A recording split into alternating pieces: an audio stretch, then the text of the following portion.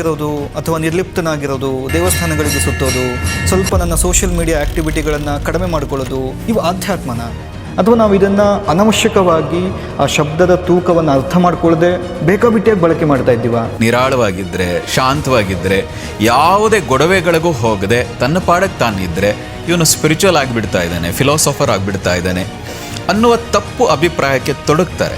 Drink, dinner and dance 3D culture ಈಗ ಜಾಸ್ತಿ ಆಗ್ತಾ ಇರೋದ್ರಿಂದ ಬಹುಶಃ ಅದನ್ನು ನೋಡಿದವ್ರಿಗೆ ಇದು ಈ ರೀತಿ ಸಪ್ಪೆ ಅಂತ ಅನಿಸ್ಬೋದು. ಆದರೆ ನಿಜವಾಗಿ ಆಧ್ಯಾತ್ಮಿಕವಾಗಿ ತೊಡಗಿದಾಗ ಅವ್ರಿಗಿಂತ ಮನಸ್ಸಿನಲ್ಲಿ ಇನ್ನೂ ಮಜಬೂತವಾಗಿರ್ತಾರೆ. ದುನಿಯಾ ಸೂರಿ ಡೈರೆಕ್ಟರ್ ಏನಿದ್ರು, ಅವರು ಗೌರಿ ಶಕ್ಕಿಯವ್ರ ಜೊತೆಗೆ ಮಾತಾಡ್ತಾ ಹೀಗೆ ಒಂದು ಕಾನ್ವರ್ಸೇಷನಲ್ಲಿ ಸರ್ ಕೇಳಿದ್ರು, ನೀವು ಕೂಡ ಆಧ್ಯಾತ್ಮದ ಕಡೆಗೆ ವಾಲ್ತಾ ಇದ್ದೀರಾ ಅಂತ ಅಂದಾಗ, ದೆನ್ ಹಿ ಬ್ಯೂಟಿಫುಲಿ ಸೈಡ್, ನಂಗೆ ಅದು ಇನ್ನೂ ಎಕ್ಸಾಕ್ಟಾಗಿ ನೆನಪಿದೆ, ಈ ಸಸ್ಯಗಳಿಗೆ ಗಿಡಗಳಿಗೆ ಜೀವ ಇದೆ ಅಂದ ತಕ್ಷಣ ನಾನು ಆಧ್ಯಾತ್ಮ ಅಂತ ಅನಿಸ್ತಾ ಇದೆಯಾ ಅಂತ. ಬಹುಶಃ ಮನುಷ್ಯ ಮೊದಲೆಲ್ಲ ಹೀಗೆ ಯೋಚನೆ ಮಾಡ್ತಿದ್ದೇನೋ ಅಲ್ವಾ? ಇತ್ತೀಚೆಗೆ ಕಾಲ ಬದಲಾದಂಗೆ ಏನೇನು ಅಂದರೆ ನಮ್ಮ ಪ್ರಿಯಾರಿಟೀಸ್ಗಳು ಬದಲಾದವು, ನಮ್ಮ ಆಸ್ಪಿರೇಷನ್ಸ್ಗಳು ಬದಲಾದವು, ನಮ್ಮಲ್ಲಿ ಸ್ವಾರ್ಥ ಗುಣಗಳೇ ಹೆಚ್ಚಾದವು. ನಾನು ಮಾತ್ರ ಚೆನ್ನಾಗಿರಬೇಕು, ನಾನು ಮಾತ್ರ ಸುಖವಾಗಿರಬೇಕು. ಯಾವುದು ಪರ್ಮನೆಂಟ್ ಅಲ್ಲ ಜಗತ್ತಿನಲ್ಲಿ. ಇವತ್ತು ಕಷ್ಟ ಇದೆ, ಪರ್ಮನೆಂಟ್ ಅಲ್ಲ. ಸುಖ ಇದೆ, ಪರ್ಮನೆಂಟ್ ಅಲ್ಲ. ಹಣ ಇದೆ, ಪರ್ಮನೆಂಟ್ ಅಲ್ಲ. ಇಡೀ ಜಗತ್ತಿನಲ್ಲಿ ಇವತ್ತು ಏನು ವೈಜ್ಞಾನಿಕತೆ ಇವತ್ತು ನಿಂತಿದೆ, ನಾಳೆ ಆ ವೈಜ್ಞಾನಿಕತೆ ಒಂದೇ ದಿನದಲ್ಲಿ ಬಿದ್ದು ಹೋಗ್ಬೋದು. ಅದರ ಪರ್ಮನೆಂಟ್ ಯಾವುದು, ನಿತ್ಯ ನಿರಂತರ ಯಾವುದು, ಸತ್ಯ ಯಾವುದು? ಆ ಸತ್ಯದ ಹುಡುಕಾಟ ಏನಿದೆ ಅದು ಆತ್ಮ. ಅರ್ಥಾತ್ ಅಲ್ಲಿ ಕೆಲಸ ಮಾಡಬಾರ್ದು ಹಾಗೇನಿಲ್ಲ, ಊಟ ಮಾಡಬಾರ್ದು ಹಾಗೇನಿಲ್ಲ, ಇದು ಪಬ್ಗೆ ಹೋಗಬಾರ್ದು ಇಲ್ಲ, ಬ್ಯಾಂಕ್ಗೆ ಹೋಗಬಾರ್ದು ಇಲ್ಲ, ಮಾಲ್ಗೆ ಹೋಗಬಾರ್ದು ಇಲ್ಲ, ಎಲ್ಲಿ ಬೇಕಾದರೂ ಅಧ್ಯಾತ್ಮ ಜೀವಿ ಹೋಗ್ಬೋದು. ಆಮೇಲೆ ಮತ್ತೊಬ್ಬ ಸೈಂಟಿಸ್ಟ್, ಸೊ ಆ ವ್ಯಕ್ತಿ ಕೂಡ ಬಹಳ ಸ್ಪಷ್ಟವಾಗಿ ಹೇಳ್ತಾನೆ, a man can do what he will but he cannot will what he wills ಅಂತ ಹೇಳ್ತಾರೆ.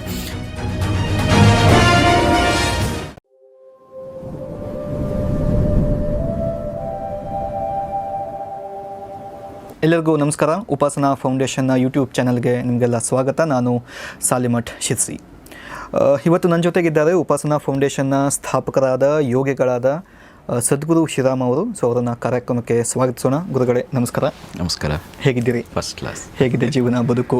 ಎಲ್ಲವೂ ಚೆನ್ನಾಗಿದೆ, ಅದ್ಭುತವಾಗಿದೆ. ಗುರುಗಳೇ, ನನಗೆ ಫಸ್ಟಿಗೆ ಅಂದರೆ ನನಗೆ ಮೊದಲಿಂದ ಇರುವಂಥ ಜಿಜ್ಞಾಸೆಗಳಿವು. ಇತ್ತೀಚೆಗಂತೂ ಜಾಸ್ತಿ ಆಗಿದೆ, ಅದನ್ನು ಯಾರ ಹತ್ರ ಕೇಳಬೇಕು ಅನ್ನುವಂಥದ್ದೆಲ್ಲ ಡೌಟ್ಸ್ ಇತ್ತು.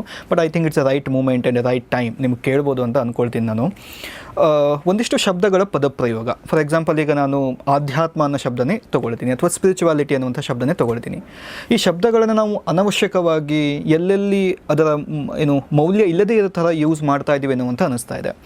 ಫಾರ್ ಎಕ್ಸಾಂಪಲ್ ಈಗ ಸೋಷಿಯಲ್ ಮೀಡಿಯಲ್ಲೂ ಕೂಡ ನಾವು ನೋಡ್ತೀವಿ, ಸ್ವಲ್ಪ ಸಪ್ಪೆಯಾಗಿರತಕ್ಕಂಥ ವ್ಯಕ್ತಿ ಅಥವಾ ತುಂಬ ಆ್ಯಕ್ಟಿವ್ ಇರ್ತಾನೆ ಸೋಷಿಯಲ್ ಮೀಡಿಯಾದಲ್ಲಿ, ಈಗ ಅವನ ಆ್ಯಕ್ಟಿವಿಟಿ ತುಂಬ ಕಡಿಮೆ ಆಗೋಗಿದೆ, ದೇವಸ್ಥಾನಗಳಿಗೆ ಹೋಗ್ತಾ ಇದ್ದಾನೆ, ಸ್ವಲ್ಪ ನಿರ್ಲಿಪ್ತನಾಗಿದ್ದಾನೆ ಅಂದ ತಕ್ಷಣ ಇವನೇನೋ ಸ್ಪಿರಿಚುವಲ್ ಆಗಿದ್ದಾನೆ ಅಂತ ನಾವು ಅಂದ್ಕೊಳ್ಳಿಕ್ಕೆ ಸ್ಟಾರ್ಟ್ ಮಾಡಿಬಿಟ್ಟಿದ್ದೀವಿ. ಇಲ್ಲ ನೀನು ಆಧ್ಯಾತ್ಮದ ಕಡೆಗೆ ವಾಲಿದೆಯಾ ಅಂತ ಕೇಳಲಿಕ್ಕೆ ಸ್ಟಾರ್ಟ್ ಮಾಡಿಬಿಟ್ಟಿದ್ದೀವಿ. ಸೊ ಅಂದರೆ ಸಪ್ಪೆಯಾಗಿರೋದು ಅಥವಾ ನಿರ್ಲಿಪ್ತನಾಗಿರೋದು, ದೇವಸ್ಥಾನಗಳಿಗೆ ಸುತ್ತೋದು, ಸ್ವಲ್ಪ ನನ್ನ ಸೋಷಿಯಲ್ ಮೀಡಿಯಾ ಆ್ಯಕ್ಟಿವಿಟಿಗಳನ್ನು ಕಡಿಮೆ ಮಾಡಿಕೊಳ್ಳೋದು, ಇವು ಆಧ್ಯಾತ್ಮನ? ಅಥವಾ ನಾವು ಇದನ್ನು ಅನವಶ್ಯಕವಾಗಿ ಆ ಶಬ್ದದ ತೂಕವನ್ನು ಅರ್ಥ ಮಾಡ್ಕೊಳ್ಳದೆ ಬೇಕಾಬಿಟ್ಟಿಯಾಗಿ ಬಳಕೆ ಮಾಡ್ತಾ ಇದ್ದೀವ? ಹೇಗೆ ಅಂದರೆ ನಿಮ್ಮ ಇದರ ಏನು ಅಭಿಪ್ರಾಯ ನಿಮ್ಮದು ಇದ್ರ ಬಗ್ಗೆ? ಓಂ ತತ್ಸತ್. ನೋಡಿ, ಕೆಲವು ಶಬ್ದಗಳನ್ನು ಹೆಚ್ಚೇ ಬಳಸಬೇಕು. ಒಳ್ಳೆಯದಾಗಲಿ, ನಾನು ಚೆನ್ನಾಗಿದ್ದೀನಿ, ಅದ್ಭುತವಾಗಿದ್ದೀನಿ, ಈ ಥರದ ಶಬ್ದಗಳನ್ನು ಹೆಚ್ಚು ಬಳಸಿದಷ್ಟು ಒಳ್ಳೆಯದೇ. ಹಾಗೆ ಅಧ್ಯಾತ್ಮ ಅನ್ನೋದು ಕೂಡ ಒಂದು ಅದ್ಭುತವಾದ ಶಬ್ದ. ಅದನ್ನು ಹೆಚ್ಚು ಬಳಸಬೇಕು, ಎಲ್ಲರೂ ಅದರಲ್ಲಿ ತೊಡಗಬೇಕು. ಕೇವಲ ಬಳಸುವಂಥದ್ದಲ್ಲ, ಅದರಲ್ಲಿ ತೊಡಗಬೇಕು. ಪ್ರತಿಯೊಬ್ಬ ಆಧ್ಯಾತ್ಮಿಕ ಜೀವಿ ಆಗಬೇಕು. ಅದು ನಮ್ಮ ನೇಚರ್, ನಮ್ಮ ಪ್ರಾಕೃತಿಕವಾದಂಥ ಗುಣ. ಆ ಆಧ್ಯಾತ್ಮಿಕ ಸಾಧನೆಯಲ್ಲಿ ತೊಡಗ್ತಾ ನಮ್ಮಲ್ಲಿ ಹೆಚ್ಚಾಗ್ತಾ ಹೋಗ್ತದೆ. ಆದರೆ ಆ ಆಧ್ಯಾತ್ಮಿಕತೆ ಅಂದ್ರೇನು? ಆಧ್ಯಾತ್ಮಿಕವಾಗಿ ತೊಡಗಿದಾಗ ನಮ್ಮಲ್ಲಿ ನೈಸರ್ಗಿಕವಾಗಿ ಒಂದಷ್ಟು ಗುಣಗಳೇನಿದೆ ಅದು ಹೆಚ್ಚಾದಾಗ ನಮ್ಮದೇ ಗುಣಗಳೇನಿದೆ ಅದಕ್ಕೆ ತಕ್ಕಂತೆ ನಾವು ಇದ್ಬಿಡ್ತೀವಿ. ಆ ಕಾರಣದಿಂದಾಗಿ ಅದರ ಅರ್ಥ ಇಲ್ಲದ, ಅದರ ಬಗ್ಗೆ ಸರಿಯಾದ ರೀತಿಯಾಗಿ ಅಧ್ಯಾತ್ಮ ಅಂದ್ರೇನು ಅಂತ ತಿಳಿದೇ ಇರೋ ಕಾರಣದಿಂದಾಗಿ ನೀವು ಹೇಳಿದ ಹಾಗೆ ನಿರ್ಲಿಪ್ತವಾಗಿದ್ದರೆ, ನಿರಾಳವಾಗಿದ್ದರೆ, ಶಾಂತವಾಗಿದ್ದರೆ, ಯಾವುದೇ ಗೊಡವೆಗಳಿಗೂ ಹೋಗದೆ ತನ್ನ ಪಾಡಕ್ಕೆ ತಾನಿದ್ರೆ ಇವನು ಸ್ಪಿರಿಚುವಲ್ ಆಗಿಬಿಡ್ತಾ ಇದ್ದಾನೆ, ಫಿಲಾಸಫರ್ ಆಗಿಬಿಡ್ತಾ ಇದ್ದಾನೆ ಅನ್ನುವ ತಪ್ಪು ಅಭಿಪ್ರಾಯಕ್ಕೆ ತೊಡಗ್ತಾರೆ. ಆದರೆ ನಿಜವಾಗಿ ಆಧ್ಯಾತ್ಮಿಕವಾಗಿ ತೊಡಗಿದಾಗ, ಆಧ್ಯಾತ್ಮಿಕ ಉನ್ನತಿಯನ್ನು ಗಳಿಸ್ತಾ ಹೋಗಬೇಕಾದ್ರೆ ಪ್ರಕೃತಿಯ ಜೊತೆಗೆ ನಾವು ಒಂದಾಗ್ತಾ ಹೋಗ್ತೀವಿ. ಪ್ರಕೃತಿ ಬೇರೆ ಅಲ್ಲ, ನಾವು ಬೇರೆ ಅಲ್ಲ ಅನ್ನುವಂಥ ಗುಣ ನಮ್ಮಲ್ಲಿ ಹೆಚ್ಚಾಗ್ತಾ ಹೋಗ್ತದೆ. ನಮ್ಮಲ್ಲಿ ಪ್ರೀತಿ, ಸಹನೆ, ಶಾಂತಿ, ಈ ಥರದ ಮೌಲ್ಯ ಏನಿದೆ ಆ ಗುಣಗಳು ಹೆಚ್ಚಾಗ್ತಾ ಹೋಗ್ತದೆ. ಆ ಕಾರಣದಿಂದಾಗಿ ಕೇವಲ ತಿಂದು ಉಂಡು ಕುಣಿತ ಇರೋರಿಗೆ ಏನು ಹೇಳ್ತಾರೆ, drink, dinner and dance, 3D culture ಈಗ ಜಾಸ್ತಿ ಆಗ್ತಾ ಇರೋದ್ರಿಂದ ಬಹುಶಃ ಅದನ್ನು ನೋಡಿದವ್ರಿಗೆ ಇದು ಈ ರೀತಿ ಸಪ್ಪೆ ಅಂತ ಅನಿಸ್ಬೋದು. ಆದರೆ ನಿಜವಾಗಿ ಆಧ್ಯಾತ್ಮಿಕವಾಗಿ ತೊಡಗಿದಾಗ ಅವ್ರಿಗಿಂತ ಮನಸ್ಸಿನಲ್ಲಿ ಇನ್ನೂ ಮಜಬೂತವಾಗಿರ್ತಾರೆ, ಇನ್ನೂ ಆನಂದವಾಗಿರ್ತಾರೆ, ಪ್ರತಿ ಕ್ಷಣವನ್ನು ಇನ್ನೂ ಚೆನ್ನಾಗಿ ಆಸ್ವಾದಿಸ್ತಾರೆ. ನೀವು ಒಳ್ಳೆ ಭಜನ್ ಹಾಕಿದ್ರು ಎಷ್ಟು ಕುಣಿತಾ ಇರ್ತಾರೋ, ಒಳ್ಳೆ ಬೇರೆಯ ಸೊಗಸಾದ ಸಂಗೀತವನ್ನು ಹಾಕಿದ್ರು ಅಷ್ಟೇ ಚೆನ್ನಾಗಿ ಆಸ್ವಾದಿಸ್ತಾರೆ. ತೋರಿಕೆ ಇರಲ್ಲ ಅಷ್ಟೇ. ನಿಮ್ಮ ಮುಂದೆ ಇನ್ನೂ 4 ಜನರ ಮುಂದೆ ಅದನ್ನು ತೋರಿಸಬೇಕು ಅಂತ ಇಲ್ಲದೇ ಇರೋ ಕಾರಣಕ್ಕೆ ನಿಮಗೆ ಅವರ ಜೀವನ ಸಪ್ಪೆ ಅನ್ಸೋಕ್ಕೆ ಶುರು ಆಗ್ತದೆ. ಕರೆಕ್ಟ್. ನೀವೀಗ ಈ ಪ್ರಕೃತಿಯ ಬಗ್ಗೆ ಹೇಳಿದ್ದಕ್ಕೆ ನನಗೆ ನಾನು ಯೋಚನೆ ಮಾಡ್ತಾ ಇದ್ದೆ. ನಾನೊಂದು ಇಂಟರ್ವ್ಯೂ ನೋಡಿದ್ದೆ, ದುನಿಯಾ ಸೂರಿ ಡೈರೆಕ್ಟರ್ ಏನಿದ್ರು ಅವರು ಗೌರಿ ಶಕ್ಕಿಯವ್ರ ಜೊತೆಗೆ ಮಾತಾಡ್ತಾ ಹೀಗೆ ಒಂದು ಕಾನ್ವರ್ಸೇಷನಲ್ಲಿ ಸರ್ ಕೇಳಿದ್ರು, ನೀವು ಕೂಡ ಆಧ್ಯಾತ್ಮದ ಕಡೆಗೆ ವಾಲ್ತಾ ಇದ್ದೀರಾ ಅಂತ ಅಂದಾಗ ದೆನ್ ಹಿ ಬ್ಯೂಟಿಫುಲಿ ಸೈಡ್, ನಂಗೆ ಅದು ಇನ್ನೂ ಎಕ್ಸಾಕ್ಟಾಗಿ ನೆನಪಿದೆ, ಈ ಸಸ್ಯಗಳಿಗೆ ಗಿಡಗಳಿಗೆ ಜೀವ ಇದೆ ಅಂದ ತಕ್ಷಣ ನಾನು ಆಧ್ಯಾತ್ಮ ಅಂತ ಅನಿಸ್ತಾ ಇದೆಯಾ ಅಂತ. ಅಂದರೆ ಪ್ರಾಕೃತಿಕ ಸತ್ಯಗಳನ್ನು ಹೇಳುವಂಥದ್ದು. 1ನೇ ಕ್ಲಾಸಿಂದ 7ನೇ ಕ್ಲಾಸ್ ತನಕ ನಾವು ಏನು ಓದ್ತೀವಿ, ಭೂಮಿ ಗೋಳಾಗಿದೆ, ಸಸ್ಯಗಳಲ್ಲಿ ಜೀವ ಇದೆ, ಮರಗಳಲ್ಲಿ ಜೀವ ಇದೆ, ಇಷ್ಟೇ ಹೇಳಿದ ತಕ್ಷಣ ನಾನು ಸ್ಪಿರಿಚುವಲ್ ಆಗ್ಬಿಡ್ತೀನ ಅಂತ. ಅಂದರೆ ಸ್ಪಿರಿಚುವಲ್ ಅಂದರೆ ಏನು ಅನ್ನುವಂಥದ್ದು ಬಹುಶಃ ನಮಗೆ ಗೊತ್ತಾಗ್ತಾ ಇಲ್ವೇನೋ. ನಾ ಅದನ್ನೇ ಅವಾಗಲೇ ಹೇಳಿದ್ದು, ನಮ್ಮಲ್ಲಿ ನೈಸರ್ಗಿಕ ಗುಣಗಳು ಏನಿದೆ. ಈಗ ನೈಸರ್ಗಿಕ ಗುಣ ಏನು, ನನಗೇನು ಬೇಕೋ ಅದನ್ನು ತಗೊಳ್ತೀನಿ, ಬೇಡವಾದದ್ದನ್ನು ನನಗ್ದಲ್ಲ ಅಂತ ಬಿಡ್ತೀನಿ. ನೋಡಿ, ಉದಾಹರಣೆಗೆ ಯಾರೋ ಇದೇ ರೀತಿ ಇನ್ನೊಬ್ಬರು ಹೇಳಿದರು, ಒಂದು ಸರಿ ಒಂದು ಚೀಲ ಲಾರಿಯಲ್ಲಿ ಹೋಗಬೇಕಾದ್ರೆ ಒಂದು ಚೀಲ, ಭತ್ತದ ಚೀಲ ಬಿದ್ದು ಹೋಯ್ತು. ಬಿದ್ದ ಕಾರಣಕ್ಕೆ ಹೊಡೆದು ರಸ್ತೆಯಲ್ಲಿ ಅದು ಚೆಲ್ದಾಗ ಕಾಗೆಗಳು ನೋಡ್ತು. ಒಂದು ಕಾಗೆ ಬಂದು ತಿನ್ನಕ್ಕೆ ಶುರುವಾಯಿತು. ತಿನ್ನದ ಜೊತೆಗೆ ಕೂಗ್ತು, ಕಾ ಅಂತ ಕೂಗ್ತು. ಏನು ಮಾಡಿದ್ವು, ಒಂದಷ್ಟು ಕಾಗೆಗಳು ಬಂತು. ಆ ಕಾಗೆಗಳು ಬಂದು ತಿಂತಾ ಇದ್ವು. ಬರೀ ಅದು ತಿಂತಾ ಇಲ್ಲ, ಒಂದಷ್ಟು ಪಾರಿವಾಳಗಳು ಬಂತು. ಈ ರೀತಿ ಬೇರೆ ಬೇರೆ ಪಕ್ಷಿಗಳೆಲ್ಲ ಬಂದು ತಿನ್ನಕ್ಕೆ ಶುರುವಾಯಿತು. ಓಕೆ, ಯಾವುದೇ ಪಕ್ಷಿ ತನಗೆಷ್ಟು ಬೇಕೋ ಅಷ್ಟು ತಿಂತು ಹೋಯ್ತು, ಅದೇನೋ ಬಚ್ಚಿಡ್ಲಿಲ್ಲ, ಒತ್ಕೊಂಡು ಹೋಗಲಿಲ್ಲ. ಆದರೆ ಒಬ್ಬ ಮನುಷ್ಯ ಬಂದ, ಭತ್ತ ಬಿದ್ದದನ್ನು ನೋಡ್ದ, ಪಾರಿವಾಳ ತಿಂತಾಯಿತ್ತು, ಗುಬ್ಬಚ್ಚಿ ತಿಂತಾಯಿತ್ತು, ಕಾಗೆ ತಿಂತಾಯಿತ್ತು, ಅದನ್ನೆಲ್ಲ ಓಡಿಸ್ದ. ಓಕೆ, ಓಡಿಸಿ ಇಡೀ ಚೀಲ ತಗೊಂಡು ತನ್ನ ಸೈಕಲ್ ಮೇಲೆ ಹಾಕೊಂಡು ಹೋದ. ಕಾಗೆ ತಾನು ತಿನ್ನದಲ್ಲದೆ ತನ್ನ ಬಳಗ ಕರೀತು. ಗುಬ್ಬಚ್ಚಿ ತಾನು ತಿನ್ನದಲ್ಲದೆ ತನ್ನ ಬಳಗ ಕರೀತು. ಪಾರಿವಾಳಗಳು ತಾನು ತಿನ್ನದಲ್ಲದೆ ಬೇರೆ ಎಲ್ಲ ತಿಂತಾ ಇದ್ರೆ ತನ್ನ ಪಾಡಿಗೆ ತಿಂತಾ ಇತ್ತು. ಆದರೆ ಮನುಷ್ಯ ಬಂದು ಆ ಎಲ್ಲ ಪಕ್ಷಿಗಳನ್ನು ಓಡಿಸಿ ತನಗೆ ಬೇಕು ಅನ್ನುವಷ್ಟು ತಗೊಳ್ಳಿಲ್ಲ, ಇಡೀ ಚೀಲನೂ ಕೂಡ ತಗೊಂಡು ಹೋದ. ಬೇರೆಯವನು ಪಕ್ಷಿಗಳನ್ನು ಓಡಿಸಿ ಬಚ್ಚಿಟ್ಕೊಂಡು ತಗೊಂಡು ಹೋದ. ಈ ಗುಣ ಒಳ್ಳೆಯದು. ಪಕ್ಷಿಗಳ ರೀತಿ ಎಲ್ಲರೂ ಬದುಕ್ತಾ ಇದ್ದಾರೆ, ನಾನು ಅದರ ಜೊತೆಗೆ ಇದ್ದೀನಿ ಅನ್ನೋದು ಒಳ್ಳೆಯದ. ಈ ನೈಸರ್ಗಿಕ ಗುಣ, ನನ್ನಂತೆ ಎಲ್ಲರೂ, ಎಲ್ಲರಂತೆ ನಾನು ಅನ್ನುವಂಥದ್ದೇನಿದೆ ಅದು ಅಧ್ಯಾತ್ಮವೇ. ಅವರು ಹೇಳಿದಾಗೆ ಅದು ಆಧ್ಯಾತ್ಮಿಕವೇ. ಆ ರೀತಿಯಾದ ಗುಣಗಳೇ ಎಲ್ಲರಲ್ಲೂ ಬರಬೇಕು ಅಂತ. ಸೊ ವಿಚ್ ಮೀನ್ಸ್ ಅಂದ್ರೆ ಅದು ಆಧ್ಯಾತ್ಮನೇ ಅಂತ. ನಾನು ಪ್ರಕೃತಿಯಲ್ಲಿ ಒಂದಾಗ್ತಾ ಇದ್ದೀನಿ. ಒಂದು, ನನ್ನಂತೆ ನೀವು, ನಿನ್ನಂತೆ ಎಲ್ಲರೂ, ಎಲ್ಲರಂತೆ ನಾನು, ಇಲ್ಲಿ ಯಾರು ಭಿನ್ನ ಅಲ್ಲ ಅನ್ನೋ ಭಾವ ಏನಿದೆ, ಆ ಭಾವವೇ ಆಧ್ಯಾತ್ಮಿಕತೆ ಸಾಧನೆಯಲ್ಲಿ ತೊಡಗಿದಾಗ ಬರುವಂಥದ್ದು. ಬಹುಶಃ ಮನುಷ್ಯ ಮೊದಲೆಲ್ಲ ಹೀಗೆ ಯೋಚನೆ ಮಾಡ್ತಿದ್ದೇನೋ ಅಲ್ವಾ? ಇತ್ತೀಚೆಗೆ ಕಾಲ ಬದಲಾದಂಗೆ ಏನೇನು ಅಂದರೆ ನಮ್ಮ ಪ್ರಿಯಾರಿಟೀಸ್ಗಳು ಬದಲಾದವು, ನಮ್ಮ ಆಸ್ಪಿರೇಷನ್ಸ್ಗಳು ಬದಲಾದವು, ನಮ್ಮಲ್ಲಿ ಸ್ವಾರ್ಥ ಗುಣಗಳೇ ಹೆಚ್ಚಾದವು. ನಾನು ಮಾತ್ರ ಚೆನ್ನಾಗಿರಬೇಕು, ನಾನು ಮಾತ್ರ ಸುಖವಾಗಿರಬೇಕು, ನನಗೆ ಮಾತ್ರ ಎಲ್ಲವೂ ಇರಲಿ ಅನ್ನುವಂಥದ್ದು ಹೆಚ್ಚಾಯ್ತಾ ಹೋಯ್ತು. ಹಿಂದೆಲ್ಲ ಏನನ್ನು ಬಚ್ಚಿಡ್ತಾ ಇದ್ರು, ಭತ್ತವನ್ನು, ಕಾಳನ್ನು, ಅದನ್ನೂ ಕೂಡ ಎಲ್ಲರಿಗೂ ಹಂಚಿ. ನೀವು ನೋಡಿದ್ದೀರಾ, ಹಿಂದೆ ಎಲ್ಲ ಹಳ್ಳಿಗಳಲ್ಲಿ ತಿರುಗಬೇಕಾದ್ರೆ ಭತ್ತವನ್ನು ಏನು ಬೆಳೀತಾರೆ ಆ ಎಲ್ಲ ಶುದ್ಧಿ ಮಾಡಿದ ಮೇಲೆ ಎಷ್ಟೋ ಜನಕ್ಕೆ ಅದನ್ನು ಹಂಚಿ, ಎಲ್ಲಿವರೆಗೆ ಯಾರ್ಯಾರು ಅಲ್ಲಿ ಕೆಲಸ ಮಾಡಿದ್ರು ಅವರಲ್ಲದೆ ಊರಿನಲ್ಲಿ ಯಾರ್ಯಾರು ಇನ್ನು ಕೆಲವರು ಸೇವೆ ಮಾಡ್ಕೊಂಡಿದ್ರು ಅವ್ರಿಗೂ ಹಂಚಿ, ಇನ್ನು ಉಳಿದದ್ದನ್ನು ಅವ್ನು ತಗೊಂಡು ಹೋಗ್ತಾ ಇದ್ದ. ಈಗ ಎಲ್ಲವನ್ನು ಮಿಷನ್ ಹಾಕಿ ಎಲ್ಲವೂ ನಂದೆ, ಇನ್ಯಾರಿಗೂ ಕೊಡಬೇಕಾದದ್ದಿಲ್ಲ ಅಂತ ಮಾರಾಟ ಮಾಡಿದ್ರೆ ಇಷ್ಟು ಬರ್ತದಲ್ಲ, ಅವ್ರಿಗೆ ಯಾಕೆ ಕೊಡಬೇಕು, ಇವ್ರಿಗೆ ಯಾಕೆ ಕೊಡಬೇಕು ಅನ್ನೋ ಗುಣ ಬಂದ್ಬಿಡ್ತಾ ಇದೆ. ಅರ್ಥಾತ್ ಕೇವಲ ಹಣ, ನಾನು ಚೆನ್ನಾಗಿರಬೇಕು, ನನ್ನ ಕುಟುಂಬ ಮಾತ್ರ ಚೆನ್ನಾಗಿರಬೇಕು, ಇನ್ನು ಪ್ರಕೃತಿಲಿ ಪ್ರಪಂಚದಲ್ಲಿ ಏನು ಬೇಕಾದರೂ ಆಗಲಿ ಹೋಗಲಿ ಅನ್ನುವಂಥದ್ದು ಈ ಸ್ವಾರ್ಥ ಗುಣ ಹೆಚ್ಚಾಗ್ತಾ ಇದೆ. ಹಿಂದಿನವರಿಗೆ ಈ ಯಾವ ಗುಣವೂ ಇರಲಿಲ್ಲ. ಸಹಜವಾಗಿ ಅದು ಅಧ್ಯಾತ್ಮ ಅಂತ ಶಬ್ದ ಬಳಸದೆ ಹೋಗ್ಬೋದು, ಆದರೆ ಪ್ರತಿಯೊಬ್ಬರಲ್ಲಿ ಸಹಜವಾಗಿ ಅವನು ಚೆನ್ನಾಗಿರಬೇಕು, ಊರ ಜನ ಚೆನ್ನಾಗಿರಬೇಕು, ಅವರೆಲ್ಲರೂ ಚೆನ್ನಾಗಿದ್ದರೆ ಮಾತ್ರ ನಾನು ಚೆನ್ನಾಗಿರ್ತೀನಿ ಅಂತ ಸಹಜವಾಗಿತ್ತು. ಸೊ ಈಗ ನೀವು ಹೇಳಿದ ಮೇಲೆ ನಂಗೆ ಇನ್ನೊಂದು ಪ್ರಶ್ನೆ ಬರ್ತಾ ಇದೆ. ಸೊ ವಿಚ್ ಮೀನ್ಸ್ ಅಂದರೆ ನೀವು ಹೇಳಿದ್ರಿ ನಾನು ಪ್ರಕೃತಿಗೆ ಹತ್ತಿರ ಆಗ್ತಾ ಹೋದಂಗೆ ಅದು actually one of the other ರೂಪದಲ್ಲಿ ಅದು ಕೂಡ ಆಧ್ಯಾತ್ಮನೇ, ಅದು ಒಂದು ಹಂತಕ್ಕೆ ಸ್ಪಿರಿಚುವಲ್ಲೇ ಅಂತ.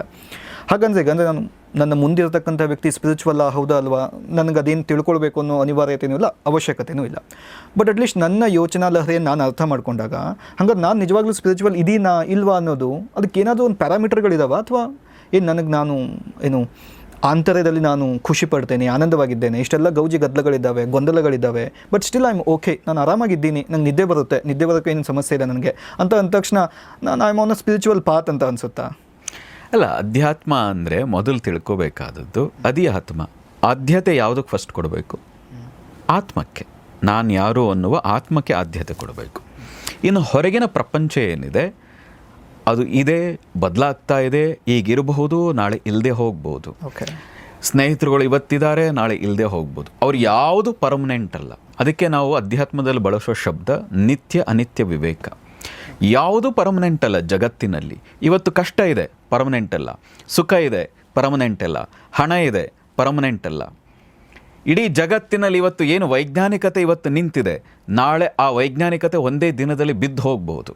ಅದರ ಪರ್ಮನೆಂಟ್ ಯಾವುದು, ನಿತ್ಯ ನಿರಂತರ ಯಾವುದು, ಸತ್ಯ ಯಾವುದು, ಆ ಸತ್ಯದ ಹುಡುಕಾಟ ಏನಿದೆ ಅದು ಆತ್ಮ, ಅರ್ಥಾತ್ ನಾನು ಮಾತ್ರವೇ. ಈ ಅರಿವು ಬಂದಾಗ ಏನಾಗ್ತದೆ, ಹೊರಗಿನ ಜಂಜಾಟಗಳಿಗೆ ದುಃಖ ಪಡಲ್ಲ. ಅರ್ಥಾತ್ ಅಲ್ಲಿ ಕೆಲಸ ಮಾಡಬಾರ್ದು ಹಾಗೇನಿಲ್ಲ, ಊಟ ಮಾಡಬಾರ್ದು ಹಾಗೇನಿಲ್ಲ, ಇದು ಪಬ್ಗೆ ಹೋಗಬಾರ್ದು ಇಲ್ಲ, ಬ್ಯಾಂಕ್ಗೆ ಹೋಗಬಾರ್ದು ಇಲ್ಲ, ಮಾಲ್ಗೆ ಹೋಗಬಾರ್ದು ಇಲ್ಲ, ಎಲ್ಲಿ ಬೇಕಾದರೂ ಅಧ್ಯಾತ್ಮ ಜೀವಿ ಹೋಗ್ಬೋದು. ಆದರೆ ಅದ್ಯಾವುದಕ್ಕೂ ಅವನು ಅಂಟ್ಕೊಳ್ಳಲ್ಲ. ಯಾಕೆ? ನಿತ್ಯ ಅನಿತ್ಯ ವಿವೇಕ. ಇವತ್ತಿದೆ, ನಾಳೆ ಇಲ್ಲದೆ ಹೋಗ್ಬೋದು. ಇದಿದ್ರೂ ಇಲ್ಲದೆ ಹೋದ್ರು ನಾನು ಮಾತ್ರ ನಿತ್ಯ ನಿರಂತರ. ಹಾಗಾಗಿ ಇದು ಇದ್ದಾಗಲೂ ಸಂತೋಷ ಪಡು, ಅದು ಇಲ್ಲದೆ ಇದ್ದಾಗಲೂ ಸಂತೋಷ ಪಡು. ಇವತ್ತು ಹೇಗಿದೆಯೋ ನಾಳೆಯೂ ಹಾಗೆ ನಿರಾಳವಾಗಿ ಶಾಂತವಾಗಿ ಸಂತೋಷವಾಗಿರು. ಅರ್ಥಾತ್ ಆತ್ಮದ ರಮಿಸುವಿಕೆ ಅಂತ ಕರಿತೀವಿ. ನನ್ನ ಜೊತೆ ನಾನು ಬಿಂದಾಸಾಗಿರ್ತೀನಿ, ಸಂತೋಷವಾಗಿರ್ತೀನಿ, ಎಲ್ಲರ ಜೊತೆ ಇದ್ದಾಗಲೂ ಸಂತೋಷವಾಗಿರ್ತೀನಿ, ಯಾರು ಇಲ್ಲದೆ ಇದ್ದರೂ ಸಂತೋಷವಾಗಿರ್ತೀನಿ.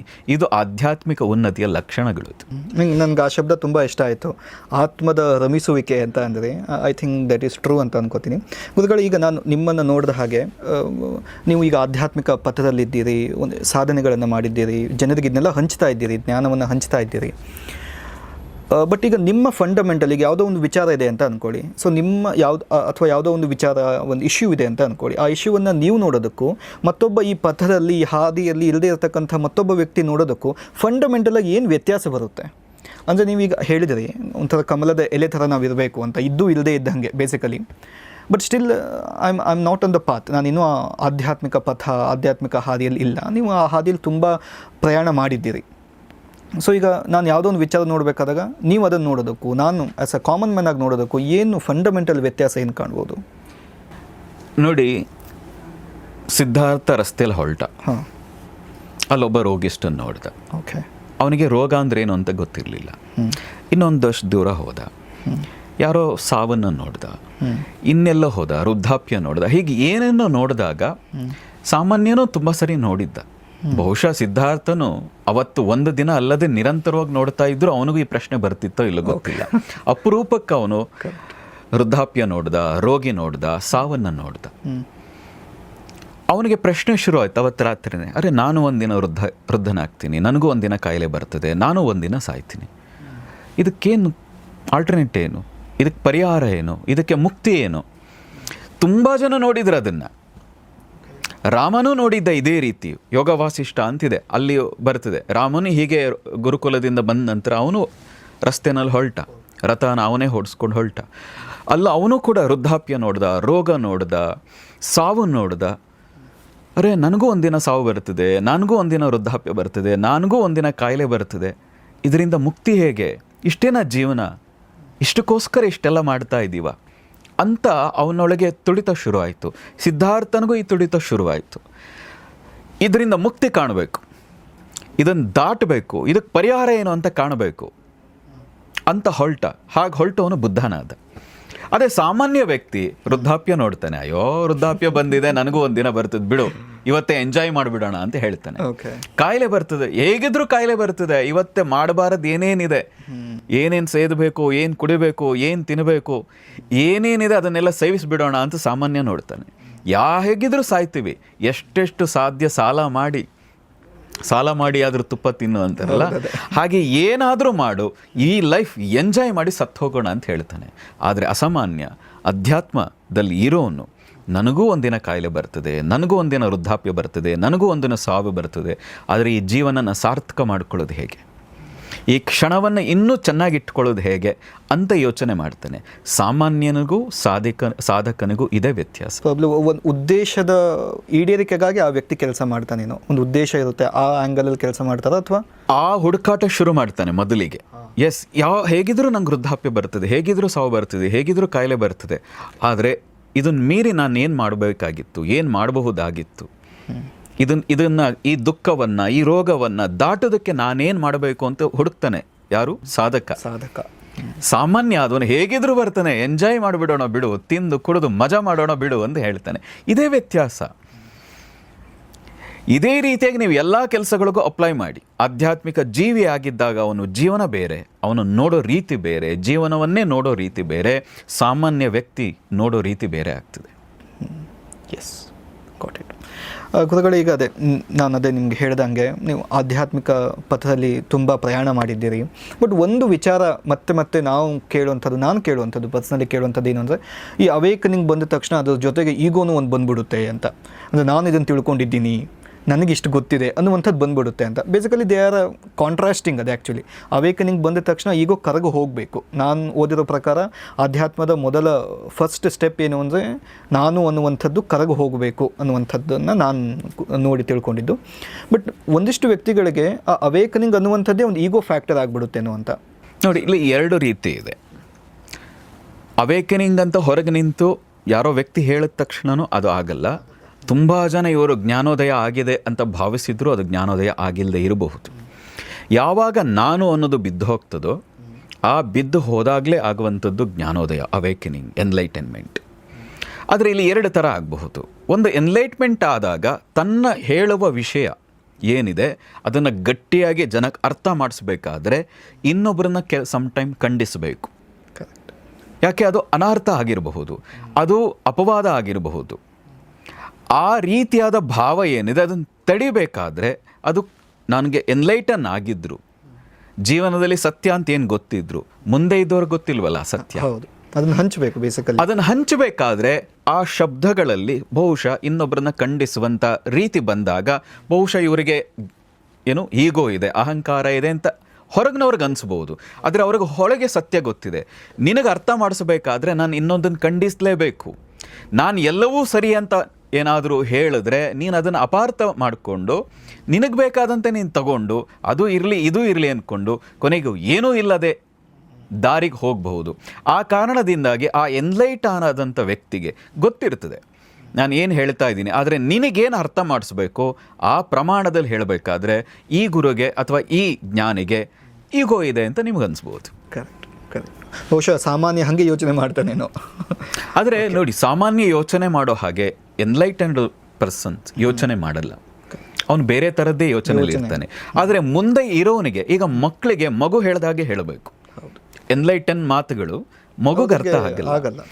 ಯಾರು ಯಾವ ದಾರಿಲಿದ್ದಾರೆ ಆ ದಾರಿಲಿರೋ ವಿಷಯವನ್ನೇ ಹೇಳಬೇಕು. ಹಾಗಾಗಿ ಬಹುಶಃ ಕೇಳಿಸ್ಕೊಳ್ಳೋರ್ಗೆ ಅನಿಸ್ತದೆ ಇಲ್ಲ ಅವರಿಗೆ ಈಗೋ ಇದೆ ಅದಕ್ಕೆ ಹೀಗೆ ಮಾತಾಡ್ತಾ ಇದ್ದಾರೆ, ಅವರಿಗೆ ಕೋಪ ಇದೆ, ನೋಡು ಎನ್ಲೈಟನ್ ಅಂತ ಹೇಳ್ತಾರೆ ಆದರೂ ಅವ್ರಿಗೆ ಇಷ್ಟು ಕೋಪ ಇದೆ ಅಂತ ಹೇಳ್ಬೋದು. ಆದರೆ ಒಳಗಿನ ವ್ಯಕ್ತಿತ್ವ ಬೇರೆ, ಹೊರಗಿನ ಆಚರಣೆಗಳು ಬೇರೆ ಆಗಿರ್ತವೆ. ಅದೇ ನೀವು ಹೇಳ್ದಂಗೆ ನಮ್ಮ ಸಮಾಜ ಅಥವಾ ನಾವು ಸಾಮಾನ್ಯರಾಗಿ ನಾವೆಲ್ಲರಿಗೂ ಚೌಕಟ್ಟು ಹಾಕ್ಬಿಡ್ತೀವಿ. ಒಬ್ಬ ಗುರು ಆದ ತಕ್ಷಣ ಗುರು ಇಲ್ಲೇ ಇರಬೇಕು, ಗುರು ರಾಜಕೀಯಕ್ಕೆ ಬರಬಾರದು, ಅದು ಅವರ ಏನು ಡೊಮೇನ್ ಅಲ್ಲ, ಅವರವರ ಮೂರ್ಖತನ. ನೀವು ನಿಮಗೆ ಬೇಕಾದಂತ ಕನ್ನಡಕ ಹಾಕೊಂಡು ನಾನು ಹೀಗಿರಕ್ಕಾಗಲ್ಲ, ಹೀಗಿರಬಾರದು, ಅವ್ರು ಇದ್ದಾರೆ ಅವರ ಹಾಗೆ ಇರಬೇಕು ಅನ್ನೋ ಕನ್ನಡಕ ಹಾಕೊಂಡು ನೋಡಿದ್ರೆ ಅದು ತಪ್ಪು. ಅಧ್ಯಾತ್ಮ ನೀನ್ ಹೀಗಿರು ಹೀಗಿರಬಾರ್ದು ಅಂತ ಹೇಳಲ್ಲ. ನಿನಗೆ ನಿತ್ಯ ಅನಿತ್ಯ ವಿವೇಕ ಒಂದು ಬಂದಿದ್ರೆ ನೀನು ಜಗತ್ತಿನ ಇನ್ನು ಉಳಿದವರಿಗೆ ಆ ಜ್ಞಾನ ಇಲ್ಲದೆ ಇರೋ ಕಾರಣಕ್ಕೆ ಅವ್ರಿಗೆ ತಕ್ಕಂತೆ ಸಮ್ಟೈಮ್ ವರ್ತಿಸಬೇಕು. ಹಾಗೆ ವರ್ತಿಸೋ ಸಮಯದಲ್ಲಿ ಬೇರೆ ಬೇರೆಯವ್ರಿಗೆ ಅದು ಅಪರಾಧ ಅಪವಾದ ಅಂತ ಅನಿಸ್ಬೋದು. ಸಾಕ್ಷಾತ್ ನಾವು ಪರಮಾತ್ಮ ಅಂತ ಕರೆಯೋ ಕೃಷ್ಣನನ್ನೇ ಏನಿದೆ ಅವನು ರಾಜಕೀಯದಲ್ಲಿ ಹೇಗೆ ನಡಿಬೇಕು ಹಾಗೆ ನಡೆದಿದ್ದಾನೆ, ಮಕ್ಕಳ ಜೊತೆ ಹೇಗೆ ನಡ್ಕೋಬೇಕು ನಡ್ಕೊಂಡಿದ್ದಾನೆ, ತನ್ನ ಪತ್ನಿಯರ ಜೊತೆ ಹೇಗೆ ನಡ್ಕೋಬೇಕು ನಡ್ಕೊಂಡಿದ್ದಾನೆ. ಎಲ್ಲಿ ಇರ್ತೀವಿ ನಿಮಗೆ ಇನ್ನೂ ಸುಲಭವಾಗಿ ಹೇಳಿದ್ರೆ ಸಾಧಾರಣವಾಗಿ ಎಲ್ಲರೂ ಹೇಳುವಂಥ ಒಂದು ಉದಾಹರಣೆ, ಒಂದು ದೃಷ್ಟಾಂತ ಏನು, ನೀನು ನೀರಿದ್ದ ಹಾಗಿರು ಅಂತ. ನೀನು ಲೋಟಕ್ಕೆ ಹಾಕ್ದಾಗ ಲೋಟದ ಥರ ಇರು, ಬಾಟ್ಲಿಗೆ ಹಾಕ್ದಾಗ ಬಾಟ್ಲು ಥರ ಇರು, ಯಾವ ಆಕಾರದಲ್ಲಿರೋ ಪಾತ್ರೆಗೆ ನಿನ್ನನ್ನು ಹಾಕ್ತಾರೆ ಹಾಗಿರು. ಆದರೆ ನಿನ್ನ ಗುಣ ಏನಿದೆ, ಆ ನೀರಿನ ಗುಣ ಏನಿದೆ ಅದು ಕಳ್ಕೋಬೇಡ. ಹಾಗೆ ಅಧ್ಯಾತ್ಮದಲ್ಲಿ ಇದ್ದರೂ ಕೂಡ ಅವನು ಸಾಧಕ ಆಗಿದ್ದರೂ ಕೂಡ ಯಾವ ಜಾಗದಲ್ಲಿರುತ್ತೆ ಅದರ ತಕ್ಕಂತೆ ಹೊರಗಿನವರು ಕಾಣಿಸ್ತಾ ಇರ್ತಾನೆ, ಅದರ ಒಳಗೆ ಅವನ ಗುಣ, ಅವನ ವ್ಯಕ್ತಿತ್ವ ಏನಿದೆ ಅದು ಅದೇ ರೀತಿಯಾಗಿರ್ತದೆ, ಅದು ಬದಲಾಗಲ್ಲ. ನಾನು ಆ್ಯಕ್ಚುಲಿ ಇದನ್ನು ಮುಂದೆ ಕೇಳಬೇಕು ಅಂತ ಇದ್ದೆ, ಬಟ್ ನೀವೀಗ ಅದನ್ನು ಹೇಳಿದಿರಿ. ಈಗ ನೀವು ಹೇಳಿದ್ರಿ ಈಗ ನೀರನ್ನು ಹಂಗಿರಬೇಕು ಅಂತ. ಬಟ್ ಈಗ ಒಂದಿಷ್ಟು ನಾನು ಹೊರಗಡೆ ನೋಡ್ದಂಗೂ ಇರುತ್ತೆ, ಅಂದರೆ ಪರ್ಸ್ನಾಲಿಟಿ ಆ್ಯಂಗಲ್, ವ್ಯಕ್ತಿತ್ವಗಳ ಆ್ಯಂಗಲ್ ನೋಡ್ದಂಗೆ ನೀವು ನನ್ನ ಜೊತೆಗೆ ಹೇಗಿರುತ್ತೋ ನಾನು ನಿಮ್ಮ ಜೊತೆ ಹಾಗಿರ್ತೀನಿ ಅನ್ನುವಂಥದ್ದು ಒಂದಿದೆ. And I am basically I am a reflection of your attitude ಅಂತ. ನೀನು ನನಗೆ ಚೆನ್ನಾಗಿ ರೆಸ್ಪೆಕ್ಟ್ ಕೊಟ್ಟು ಮಾತಾಡ್ಸಿದೆ, ನಾನು ನಿನ್ಗೆ ಚೆನ್ನಾಗಿ ರೆಸ್ಪೆಕ್ಟ್ ಕೊಟ್ಟು ಮಾತಾಡ್ತೀನಿ. If you show me attitude, ನಾನು ಆ್ಯಟಿಟ್ಯೂಡ್ ತೋರಿಸ್ತೀನಿ ಅಂತ. ಇದು ಒಂದು ಪರ್ಸ್ನಾಲಿಟಿನ. ಅಂದರೆ ಈಗ ನನ್ನ ಪ್ರಶ್ನೆ ಏನಂದರೆ ಬೇಸಿಕಲಿ ಈಗ ನೀವು ಹೇಳಿದೆ ಲೋಟಕ್ಕೆ ಹಾಕಿದಾಗ ಲೋಟದ ರೂಪವನ್ನು ಪಡ್ಕೊಂಡ್ವಿ, ಬಾಟಲಿಗೆ ಹಾಕಿದಾಗ ಆ ರೂಪವನ್ನು ಪಡ್ಕೊಂಡ್ವಿ. ಹಂಗೆ ನನ್ನ ಫಂಡಮೆಂಟಲಿ ಮೂಲಭೂತವಾಗಿ ನನ್ನ ರೂಪ ಏನು ಹಾಗಂದರೆ, ಆ ವ್ಯಕ್ತಿತ್ವದ ರೂಪ ಏನು ಹಾಗಂದರೆ ಅದು ನೀವೇ ಕಂಡುಕೋಬೇಕು. ನೀವೇ ಕಂಡುಕೊಂಡು ನೀವು ಹಾಗಿರಬೇಕು. ಆದರೆ ನೀವು ಹೇಳಿದ ಹಾಗೆ ಹೊರಗಿನವನು ಕೋಪದಿಂದ ಮಾತಾಡ್ತಾ ಇದ್ದಾನೆ, ನಾನು ಶಾಂತವಾಗಿ ಕೈ ಕಟ್ಕೊಂಡಿದ್ರೆ ಅವನು ಇನ್ನೂ ಹೊಡಿಲೂಬಹುದು. ಆಗ ಅದಕ್ಕೆ ತಕ್ಕಂತೆ ರಿಫ್ಲೆಕ್ಷನ್ ಇರಲೇಬೇಕಲ್ಲ. ಅವನು ಏನು ಆ್ಯಕ್ಟ್ ಮಾಡ್ತಾ ಇದ್ದಾನೆ ಅದಕ್ಕೆ ರಿಯಾಕ್ಟ್ ನಾನು ಮಾಡಲೇಬೇಕಲ್ಲ. ಹಾಗೆ ಮಾಡದೆ ನಾನು ಒಂದು ಕೆನ್ನೆಗೆ ಹೊಡಿ, ತೊಂದರೆ ಇಲ್ಲ, ನಾನು ತುಂಬ ಆಧ್ಯಾತ್ಮಿಕ ಜೀವಿ, ನಾನು ತುಂಬ ಶಾಂತಿ ಇದ್ದೀನಿ, ಇನ್ನೊಂದು ಕೆನ್ನೆನೂ ಕೊಡ್ತೀನಿ ಅದಕ್ಕೂ ಹೊಡಿ ಅಂದರೆ ಇಲ್ಲ. ನನಗೆ ಅಂದರೆ ಈ ಎಕ್ಸ್ಟ್ರೀಮ್ ಸಿಚುವೇಶನ್ಸ್ಗಳನ್ನು ಬಿಟ್ಟು, ಅಂದರೆ ಎರಡೂ ತೀರಗಳನ್ನು ಬಿಟ್ಟು ನಾನು ಆನ್ ಆನ್ ಎವರೇಜ್ ಸಿಚುವೇಶನ್ಸನ್ನು ಗಮನದಲ್ಲಿ ಇಟ್ಕೊಂಡಾಗ, ಸೊ ಈಗ ಫಾರ್ ಎಕ್ಸಾಂಪಲ್ ಯಾರೋ ಒಬ್ಬ ವ್ಯಕ್ತಿ ಕೈಂಡ್ ಇದ್ದಾನೆ ಅಂತ ಅಂದ್ಕೊಳ್ಳೋಣ. ಆ ವ್ಯಕ್ತಿಯ ವ್ಯಕ್ತಿತ್ವ ಯಾರ ಜೊತೆಗೆ ಅವ್ನು ಮಾತಾಡಿದ್ರು ಕೂಡ ಅವ್ನು ಕೈಂಡೇ ಇರಬೇಕು ಅನ್ನುವಂಥದ್ದಲ್ವಾ? ಅಥವಾ ಈಗ ನಾನು ಕೈಂಡ್ ಇದ್ದೀನಿ ಅಥವಾ ಯಾರೋ ಒಬ್ಬ ವ್ಯಕ್ತಿ ಕೈಂಡ್ ಇದ್ದಾನೆ, ಸ್ವಲ್ಪ ಪೊಲೈಟ್ ಇದ್ದಾನೆ, ಹಂಬಲ್ ಇದ್ದಾನೆ, ಯಾರಿಗೆ ನಿಜವಾದ ಆ ಗುಣ ಇದೆ ಅವ್ರು ಆ ಗುಣದಲ್ಲೇ ಇರ್ತಾರೆ. ಓಕೆ. ಈಗ ಶಿಶುಪಾಲ ಒಂದು ವರ ಕೊಟ್ಟಿದ್ದ ಅವರ ತಾಯಿ, ಏನು ನೀನು 99 ತಪ್ಪುಗಳು ಮಾಡೋವರೆಗೂ ನಾನು ಏನು ನಿನಗೆ ಶಿಕ್ಷೆಯನ್ನು ಕೊಡಲ್ಲ ಅನ್ನುವಂಥ, ಅವನಿಗೆ ಏನು ಶಿಕ್ಷೆ ಕೊಡಲ್ಲ ಅಂತ ಒಂದು ಪ್ರಾಮಿಸ್ ಮಾಡಿದ್ದ. ಅವನು ಹಾಗೆ ಇದ್ದ. ಅವ್ನು 99 ತಪ್ಪುಗಳಾದ ಮೇಲೆ ಮಾತ್ರ ಅವ್ನು ರಿಯಾಕ್ಟ್ ಮಾಡಿದ. ಹೇಳೋ ಹಾಗೆ ಈಗ ನನ್ನಲ್ಲಿ ಒಂದು ಗುಣ ಇದೆ, ಅದು ನನ್ನ ಸಹಜವಾದ ಗುಣ. ಆ ಸಹಜ ಗುಣ ಇದ್ದಾಗ, ನನ್ನಲ್ಲಿ ಆ ಪ್ರೀತಿ, ವಾತ್ಸಲ್ಯ, ಸ್ನೇಹ ಭಾವ ಇದ್ದಾಗ, ಮುಂದೆ ಇದ್ದವರು ಒಂದು ಎಕ್ಸ್ಟ್ರೀಮ್ ಹೋಗುವವರೆಗೂ ನಾನು ಹಾಗೇ ಇರ್ತೀನಿ. ಅದು ಸಹಜ ಗುಣವಾಗಿದ್ದರೆ. ಆದರೆ ಸಹಜ ಗುಣ ಅಲ್ಲದೆ ಅದು ಜಸ್ಟ್ ಒಂದು ಡ್ರಾಮಾ ಥರ ಇದ್ದರೆ, ಒಂದು ಆ್ಯಕ್ಟ್ ಥರ ಇದ್ದರೆ, ಆಗ ನೀವು ಬೇರೆ ಬೇರೆ ಕಡೆಗೆ ಹೋದಾಗ ಬೇರೆ ಬೇರೆ ರೂಪಗಳಾಗ್ತವೆ. ಒಬ್ಬ ಯೋಗಿ ನೋಡಿ ಯಾವಾಗಲೂ ಅವನು ನಿರಾಳವಾಗಿರ್ತಾನೆ, ಡೈರೆಕ್ಟ್ ಮಾತಿರ್ತಾನೆ, ಅಲ್ಲಿ ಸುತ್ತಿ ಬಳಸಿ ಬರುವಂಥ ಯಾವ ಮಾತು ಇರಲ್ಲ. ನೀವು ಯಾವುದೇ ಯೋಗಿ ಒಬ್ಬ ಸಾಧಕನ್ ತಗೊಂಡ್ರು ಅವ್ನು ಡೈರೆಕ್ಟ್ ಮಾತಾಡ್ತಾನೆ. ಹಾಗಾಗಿ ಅವರನ್ನ ಮಹಾರಾಜ ಅಂತ ಕರೆಯೋದು. ಉತ್ತರ ಭಾರತದಲ್ಲಿ ಒಂದು ಒಳ್ಳೆಯ ಶಬ್ದ ಬಳಸ್ತಾರೆ. ಯಾಕೆಂದ್ರೆ ಅವ್ರು ಯಾವ ಮುಲಾಜಲ್ಲೂ ಒಳಗಾಗಿರಲ್ಲ. ಅವ್ರು ಏನು ಹೇಳಬೇಕು ಅಂತಿದೆ, ಏನು ಮಾಡಬೇಕು ಅಂತಿದೆ ಅದನ್ನು ಮಾಡ್ತಾರೆ ಮತ್ತು ಅದನ್ನೇ ಹೇಳ್ತಾರೆ. ನೀವ್ಯಾರೋ ಮೆಚ್ಚಿಸಬೇಕು, ನೀವ್ಯಾರೋ ಅವರನ್ನು ಹೊಗಳುತ್ತೀರಿ ಅಂತ ನಿಮಗೆ ತುಂಬ ಪಾಲಿಶ್ಡ್ ಆಗಿ ಮಾತಾಡುವಂಥದ್ದು ಇರಲ್ಲ. ಇದು ಯಾಕೆ? ಅವರ ಸಾಧನೆಯಲ್ಲಿ ಬಂದಂಥ ಸಹಜ ಗುಣ. ಅದೇ ಥರದ ಗುಣ ನಿಮ್ಮಲ್ಲಿ ಸ್ನೇಹ, ಶಾಂತಿ, ಪ್ರೀತಿ, ವಾತ್ಸಲ್ಯಗಳೇ ಇದ್ದರೆ ಒಬ್ಬೊಬ್ಬರ ಹತ್ರಕ್ಕೆ ಹೋದಾಗ ಒಂದೊಂದು ರೀತಿಯಾಗಿ ವರ್ತಿಸಲ್ಲ. ನೀವು ಹೇಳಿದ ಹಾಗೆ ಎಕ್ಸ್ಟ್ರೀಮ್ ಲೆವೆಲ್ಗೆ ಹೋದಾಗ ಮಾತ್ರ ಅವನಲ್ಲೂ ಒಂದು ಮನುಷ್ಯತ್ವ, ಒಂದು ಕ್ರೋಧ, ಕೋಪ ಅನ್ನೋದಿರ್ತದೆ. ಆಗ ಮಾತ್ರ ರಿಯಾಕ್ಟ್ ಆಗ್ತದೆ. ಆದರೆ ಒಬ್ಬೊಬ್ಬರ ಹತ್ರಕ್ಕೆ ಹೋದಾಗಲೂ ಒಂದೊಂದು ರೀತಿಯ ಗುಣಗಳನ್ನು ಅವ್ರು ತೋರಿಸ್ತಾ ಇದ್ದಾರೆ ಅಂದರೆ ಅವರ ಕಪಟ, ಆಷಾಢಭೂತಿತನ, ಅದು ಬಿಟ್ಟು ಇನ್ನೇನು ಇಲ್ಲ ಅಂತ. ನಾನು ಇನ್ನೊಂದು ವಿಚಾರ ನಿಮ್ಮ ಹತ್ರ ಮಾತಾಡಬೇಕು. ಐ ಥಿಂಕ್ ಇವಾಗ ರೈಟ್ ಪರ್ಸನ್ ನನಗೆ ಇದ್ರ ಬಗ್ಗೆ ಒಂದಿಷ್ಟು ಕ್ಲಾರಿಫಿಕೇಷನ್ ಕೊಡೋದಕ್ಕೆ. ಇತ್ತೀಚೆಗೆ ಇಂಟರ್ನೆಟ್ ಆದ್ಯಂತ ಮೊದಲಿಂದನೂ ಇತ್ತು, ಬಟ್ ಇತ್ತೀಚೆಗೆ ಸ್ವಲ್ಪ ಜಾಸ್ತಿ ಡಿಸ್ಕಷನ್ಸ್ ಆಗ್ತಾ ಇದೆ. ಯಾವುದದು ಅಂದರೆ ಫ್ರೀ ವಿಲ್ನ ಬಗ್ಗೆ. ಬೇಸಿಕಲಿ ಈಗ ನಾನು ನಿಮ್ಮ ಹತ್ರ ಕೂತ್ಕೊಂಡು ಮಾತಾಡ್ತಾ ಇದ್ದೀನಿ, ಪ್ರಶ್ನೆ ಕೇಳ್ತಾ ಇದ್ದೀನಿ, ನೀವು ನನಗೆ ಉತ್ತರ ಕೊಡ್ತಾ ಇದ್ದೀರಿ. ಸೊ ಇದನ್ನೆಲ್ಲ ಡಿಸೈಡ್ ಮಾಡಿದ್ದು ನಾನೇನಾ, ಅಥವಾ ಯಾವುದೋ ಒಂದು ಶಕ್ತಿ ನನ್ನನ್ನು ಮೀರಿದಂತಹ ಒಂದು ಶಕ್ತಿ ಇದೆ, ಒಂದು ಯೂನಿವರ್ಸಲ್ ಪವರ್ ಇದೆ. ಸೊ ಅದು ಆಲ್ರೆಡಿ ಇದೆಲ್ಲ ಮಾಡಿದೆ, ಅಂದರೆ ಈ ಸಮಯದಲ್ಲಿ ಹಿಂಗೆ ಆಗಬೇಕು ಅನ್ನುವಂಥದ್ದನ್ನು ಮಾಡಿಟ್ಟಿದೆ. ಸೊ ಅದರ ಭಾಗವಾಗಿ ನಾನು ಇಲ್ಲಿ ಕೂತಿದ್ದೀನ ಅಂತ ಅಂದರೆ ನನಗೆ ಇದು ಈ ಮಾತು ಮೊದಲಿಂದ ತುಂಬ ಜನ ಹೇಳ್ತಾರೆ. ನೋಡಿ, ಒಂದು ಹಂತದವರೆಗೆ ಪೂರ್ವ ನಿರ್ಣಯ ಇದೆ. ಆದರೆ ಇದು 50% ಮಾತ್ರ. ಇನ್ನು 50% ನಾವು ಇವತ್ತೇನು ಮಾಡ್ತಾ ಇದ್ದೀವೋ ಅದು ನಾಳೆಯ ಕೆಲಸಕ್ಕೆ ಪೂರ್ವ ತಯಾರಿ. ಹಾಗಾಗಿ ಇಲ್ಲ ಇವತ್ತಿಷ್ಟು ಯುದ್ಧಗಳಾಗ್ತಾ ಇದೆ, ಆಲ್ರೆಡಿ ನಿರ್ಣಯ ಆಗಿದೆ, ಹಾಗಾಗಿ ನಾವು ಟ್ರಂಪ್ಗೆ ಬಯೋ ಹಾಗಿಲ್ಲ ಅಂದರೆ ಅದು ಮೂರ್ಖತನ. ಅದು ಮೂರ್ಖತನ. ನಾನು ಇದಕ್ಕೆ ಇನ್ನೊಂದು ಆ್ಯಡ್ ಮಾಡಿಬಿಡ್ತೀನಿ. ಅಂದರೆ ಪ್ರಶ್ನೆಗೆ ನನಗೆ ಏನಕ್ಕೆ ಈ ಪ್ರಶ್ನೆ ಬಂತು ಅಂತ, ನಾನು ತುಂಬ ವೀಡಿಯೋಸ್ಗಳನ್ನು ನೋಡುವಾಗ ಇದಕ್ಕೆ ಸೈಂಟಿಫಿಕ್ ಬ್ಯಾಕಿಂಗ್ಸ್ಗಳನ್ನು ಕೂಡ ಕೊಟ್ಟರು. So Albert Einstein theory of relativity ಕೊಟ್ಟಂಥ ಆಲ್ಬರ್ಟ್ ಐನ್ಸ್ಟೈನ್ ಕೂಡ ಇದನ್ನೇ ನಂಬ್ಕೊಂಡಿದ್ದರು. ಇಲ್ಲ ಫ್ರೀ ವಿಲ್ ಅನ್ನುವಂಥದ್ದಿಲ್ಲ, ಮನುಷ್ಯ ಅನ್ನುವಂಥವನಿಗೆ ಸ್ವತಂತ್ರವಾದಂತಹ ಚಿಂತನೆ ಮಾಡಲಿಕ್ಕೆ ಯಾವುದೇ ಅವಕಾಶ ಇಲ್ಲ ಅನ್ನುವಂಥದ್ದು. ಆಮೇಲೆ ಮತ್ತೊಬ್ಬ ಸೈಂಟಿಸ್ಟ್ ಆರ್ಥರ್ ಓಪನ್ ಹರ್ ಅಂತ, ಸೊ ಆ ವ್ಯಕ್ತಿ ಕೂಡ ಬಹಳ ಸ್ಪಷ್ಟವಾಗಿ ಹೇಳ್ತಾನೆ, man can do what he will but he cannot will what he wills ಅಂತ ಹೇಳ್ತಾರೆ. ಅಂದರೆ ನೀವು ಅಂದರೆ ಹೇಗೆ ಅಂದರೆ, ನೀವು ಇಲ್ಲಿ ಈ ಜಗತ್ತಲ್ಲಿ ಒಂಥರ ಕಟ್ಪುತ್ಲಿ ಇದ್ದಂಗೆ, ಬೇಸಿಕಲಿ ಗೊಂಬೆ ಇದ್ದಂಗೆ, ಎಲ್ಲವೂ ಕೂಡ ನಿರ್ಣಯ ಆಗಿದೆ. ಆ ಸಮಯದಲ್ಲಿ ಆ ಸಿಚುವೇಷನಲ್ಲಿ ಹೀಗೆ ನೀನು ರಿಯಾಕ್ಟ್ ಮಾಡಬೇಕು ಅಂತ ನೀನು ಇರ್ತೀಯ ಅಲ್ಲಿ ಅನ್ನುವಂಥದ್ದನ್ನು ಅಷ್ಟೇ ಹೇಳ್ತಾರೆ. ಬಟ್ ಈಗ ಸ್ಪಿರಿಚುವಾಲಿಟಿ ಅಥವಾ ಆಧ್ಯಾತ್ಮ ಅಂತ ಬಂದಾಗ ಅಲ್ಲಿ ಕರ್ಮದ ಕಾನ್ಸೆಪ್ಟ್ಗಳು ಬರ್ತವೆ, ಕಾರ್ಮಿಕ್ ಬ್ಯಾಗೇಜ್ಗಳ ಕಾನ್ಸೆಪ್ಟ್ಗಳು ಬರ್ತವೆ. ನನಗೆ ಇವೆರಡು ಸ್ವಲ್ಪ ಕಾಂಟ್ರಾಡಿಕ್ಟರಿ ಅಂತ ಅನ್ನಿಸ್ತು. ಸೊ ನನಗೆ ಅದ್ರ ಬಗ್ಗೆ ಒಂದಿಷ್ಟು ನೋಡಿ, ನಮ್ಮ ಯೋಗಿಗಳು, ನಮ್ಮ ವಿಶೇಷವಾಗಿ ಏನು ವೇದಾಂತ ಏನಿದೆ, ಇದೆಲ್ಲವೂ ಹೇಳೋದು ಒಂದು ಆಲ್ರೆಡಿ ನಿನ್ನ ಕರ್ಮ ಏನು ಮಾಡಿದ್ದಿ ಅದಕ್ಕೆ ತಕ್ಕಂತೆ ಏನು ನಡೀತಾ ಇದೆಯೋ ಅದೇ ರೀತಿ ಪುರುಷ ಪ್ರಯತ್ನ, ನಿನ್ನ ಪ್ರಯತ್ನ ಏನಿದೆ ಅದರಿಂದಾಗಿಯೂ ಕೂಡ ಜೀವನವನ್ನು, ಕೇವಲ ಜೀವನವನ್ನಲ್ಲ, ಎಷ್ಟೋ ರೀತಿಯ ಹೊರಗಿನ ಪ್ರಾಕೃತಿಕವಾಗಿ ನಡೆಯಬಹುದಾದಂಥ ಎಷ್ಟೋ ವಿಷಯಗಳನ್ನೇ ತಡೆಯುವ, ಬದಲಾಯಿಸುವ ಶಕ್ತಿ ಇದೆ ಅಂತ. ಯೋಗಿಗಳಂತೂ ಇದನ್ನು ಹಿಂದೆಯಿಂದ ಮಾಡ್ಕೊಂಬಂದಿದ್ದಾರೆ, ಇನ್ನೂ ಮಾಡ್ತಾನೂ ಇದ್ದಾರೆ.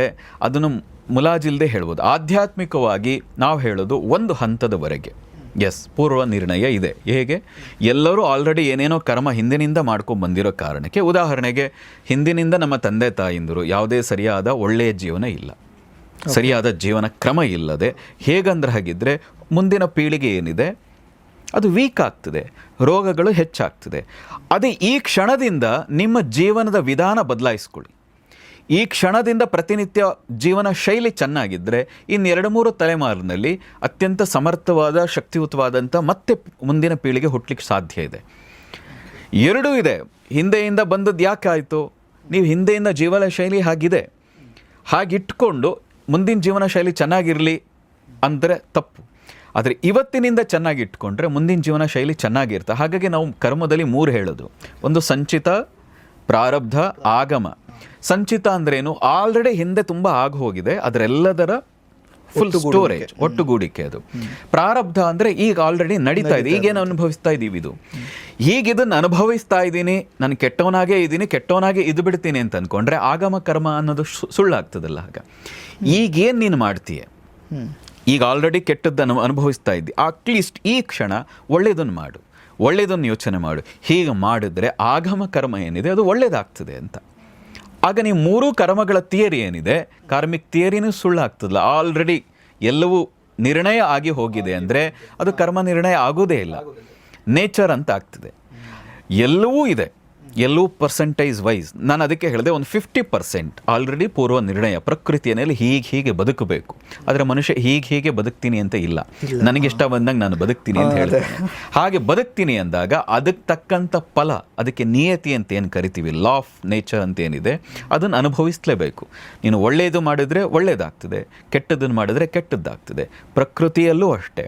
ನೀವು ಯಾವುದೋ ನಾಗಸಾಕಿ, ಹಿರೋಶಿಮಾ ಮೇಲೆ ಬಾಂಬ್ ಹಾಕಿಬಿಟ್ಟು ಇದು ಪೂರ್ವ ನಿರ್ಣಯ, ಇನ್ನು ಎಷ್ಟೇ 1000 ವರ್ಷಗಳಾದರೂ ಅದೇ ಗಾಳಿಯಲ್ಲಿ ಊನವಾದಂಥ ಮಕ್ಕಳೇ ಹುಟ್ಲಿ ಅಂತ ಏನಾದರೂ ನಿರ್ಣಯ ಇದೆಯಾ? ನೋಡಿ, ಒಂದು ಸಿಂಪಲ್ ಆಗಿ ಹೇಳಿ, ಯಾವುದೇ ತಾಯಿ, ಪ್ರಕೃತಿ ಅಂದರೆ ತಾಯಿ, ಕರುಣಾಮಯಿ, ಯಾವುದೇ ತಾಯಿ ಹೀಗೆ ನನ್ನ ಮಕ್ಕಳು ಹುಟ್ಟಿ ಹೀಗೆ ನರಳಿ ಹೀಗೆ ಸಾಯಬೇಕು ಅಂತ ಯಾರಾದರೂ ಬಯಸ್ತಾರ? ಅದು ನೇಚರ್.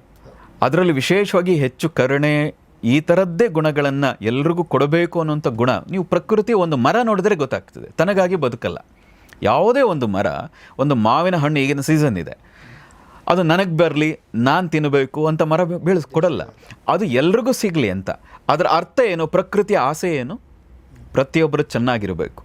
ಕೇವಲ ಒಂದು ಮರದ ಆಸೆಯೇ ಬಂದವರಿಗೆ ನೆರಳು ಸಿಗಲಿ, ಬಂದವರಿಗೆ ತಂಪಾಗಲಿ, ಬಂದವರಿಗೆ ಫಲ ಸಿಗಲಿ, ಇಲ್ಲಿ ವಿಶ್ರಾಂತಿ ತಗೊಂಡು ಹೋಗಲಿ ಅಂತ ಒಂದು ಮರ ತನಗೆ ಇಚ್ಛೆ ಇಲ್ಲದೆ ಆ ಥರ ವ್ಯಕ್ತಪಡಿಸ್ತೆ ಅಂತ ಆದರೆ ಇಡೀ ಪ್ರಕೃತಿ ಏನಂತ ಬಳಸ್ತಾ ಇದೆ? ಎಲ್ಲವೂ ಚೆನ್ನಾಗಿರಲಿ ಅಂತ. ಹಾಗಿದ್ದಾಗ ನಾಗಸಾಕಿ, ಹಿರೋಶಿಮಾ ಇಷ್ಟು ಯುದ್ಧ ನಡೆದು ಮಕ್ಕಳೆಲ್ಲ ಊನವಾಗಿ ಸಾಯ್ತಾ ಇರಲಿ ಅಂತ ಬಯಸಲ್ಲ. ಇದು ಮನುಷ್ಯ ಪಲಾಯನಕ್ಕಾಗಿ ಆಲ್ರೆಡಿ ಪೂರ್ವ ನಿರ್ಣಯ. ಹಾಗಾಗಿ ನಾನು ಅಟೋಮ್ ಬಾಂಬ್ ತಯಾರು ಮಾಡಿ ಇಟ್ಟಿದ್ದೀನಿ, ಸಾಯಿರಿ ನೀವೆಲ್ಲ ಅಂತ ಹೇಳೋದು ಪೂರ್ವ ನಿರ್ಣಯನ. ಇದು ವಿವೇಕ ಇಲ್ಲದ ಮಾತುಗಳು, ಮೂರ್ಖತನದ ಪರಮಾವಧಿ ಅಷ್ಟೇ. ಓಕೆ.